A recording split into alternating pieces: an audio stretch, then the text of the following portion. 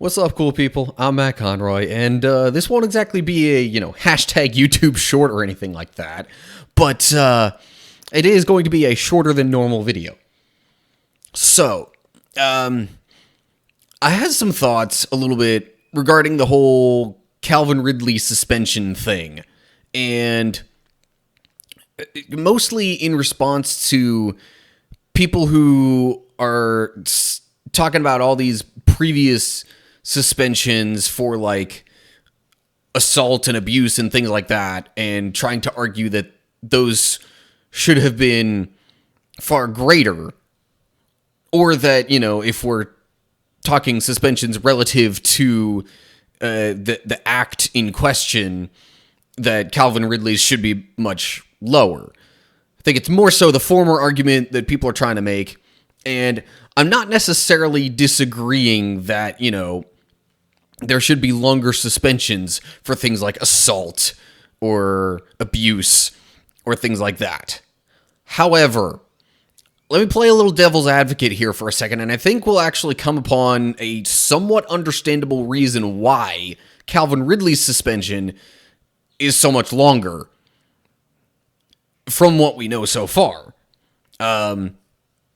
Technically speaking, from what I think I read, if it's accurate, Calvin Ridley is actually suspended indefinitely, but it's at least for this upcoming NFL season. So, the thing is, in short, the NFL is not the legal system for the country. And certainly while, abuse and assault and things like that should be punished fairly heavily from a legal perspective, that doesn't really have a significant effect on the NFL. It makes the players in question look bad, and it maybe gives the NFL a slight knock on its, somewhat clean reputation for, continuing to have these players. But on the whole, it's not necessarily a huge impact on the overall NFL and its operations. Calvin Ridley, on the other hand, in his gambling on sports, specifically any bets that he placed on NFL games, like, that can potentially have a huge impact if they just let it slide. Because if NFL players start gambling on NFL games that they are involved in, I'm not sure that's what Calvin Ridley did. I thought I read that he was, like, on injured reserve or something at the time that he placed the bet. But still, injured or not, players placing bets on NFL games,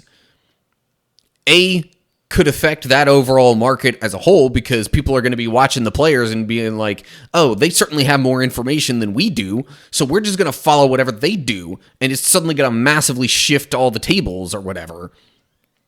Not that I care too much about that, but if you start letting players get away with gambling on their own games, that could have a massive effect on how they perform.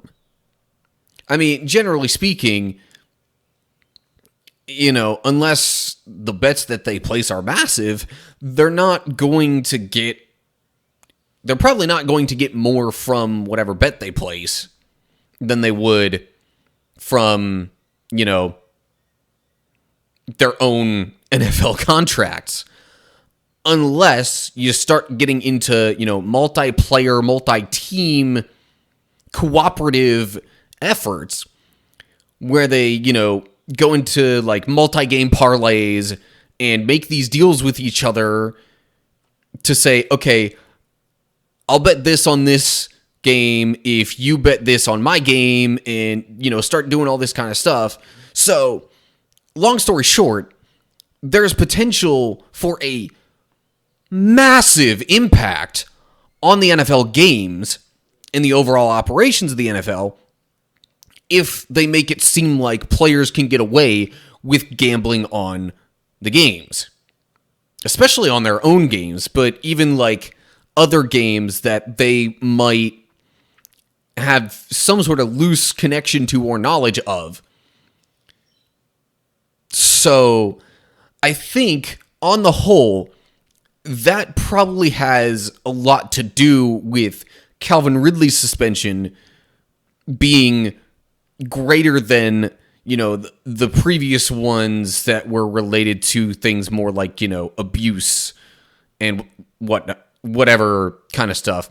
Also, a lot of those were a bit older while the NFL was still kind of figuring out how do we handle doing these suspensions and whatnot. What do we do over and above what just the justice system rules and all that kind of stuff. So anyway, yeah, that's kind of my primary thought with regards to that. And I really would not be surprised if that is the thinking behind Roger Goodell and the other NFL executives regarding Calvin Ridley's suspension. So anyway, that's really all I've got. I'm sure there's more to be said and discussed related to this. So whatever thoughts you have, leave them down in the comments. But just, try and be civil and smart about it. Otherwise, the deal. Like, share, subscribe, click the bell, all that good stuff. And if you don't, just look down in the description for more info on my videos and social media outlets and all that good stuff.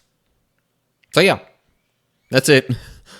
Hope you're all doing well. Hopefully I'll see you next week for maybe a more typical midweek video thing. But whatever happens, until next time, stay cool, people.